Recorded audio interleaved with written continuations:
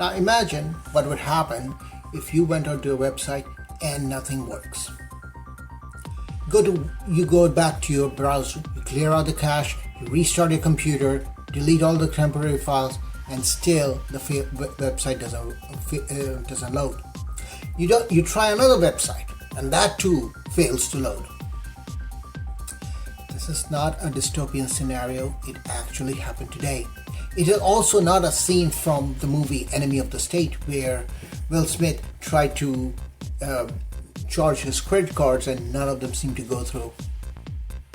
So let's do this. Why don't you stick around and I will break down what happened and what are the implications for us.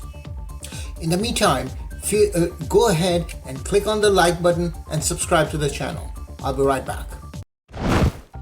At about 8 a.m. New York time, Cloudflare service went down. Now this is the annoying little pop-up that would come up on some websites asking you to confirm whether or not you are a human. All you have to do is put a check, and you will notice an orange icon at the bottom. And once you put the check mark, it lets you in. Now that service went down. It was at about 8 a.m. this morning Eastern time.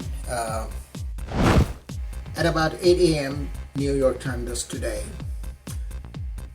Cloudflare, which directs about 20% of the website traffic globally, experienced an outage. As a result, many web pages failed to load, such as ChatGPT, X/Twitter, many healthcare providers' websites, as well as healthcare applications, health fitness applications also failed to load.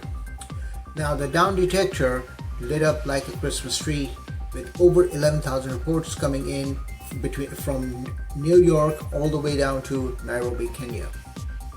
The hardest hit regions were the US and Europe. As a result of this, a lot of businesses lost sales, content creators could not post, and what I particularly found annoying was that parts of LinkedIn, especially their job applications sub pages, had experienced issues, which was particularly annoying for me. Now, Cloudflare is not just a search term. It is the backbone for many websites, such as Shopify, Nintendo, many banking websites. Remote work and remote workers rely on Cloudflare in the background. One outage of any sort within the digital ecosystem can shake our digital lifestyle to its core, impeding everything from commerce to work to healthcare and everything else in between. This is a stark realization of concentrated risk. We had one a few days ago, which was Azure, and before that AWS, and the list can go on and on of concentrated risk that the marketplace has realized time and time again.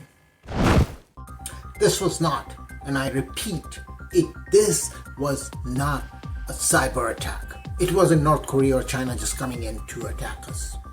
It was an update that failed somewhere and caused the routers or the routing infrastructure to crash.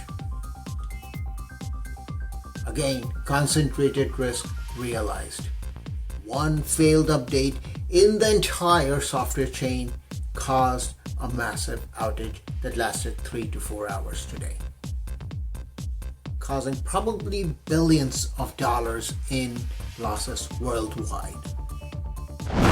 So now the biggest lessons learned is, I would say, companies must just test and adapt their business continuity plans to ensure that they test and account for the loss of their primary service provider or their most critical service providers. Now we have seen that in this recent mishap today, or rather today's mishap, and also from AWS outage, we had CrowdStrike, and then Azure cloud outage a few days ago. So those are all reminders that we must test those scenarios And although I'm a big fan of centralization at this point, I would consider advising my clients to consider decentralizing some of their operations.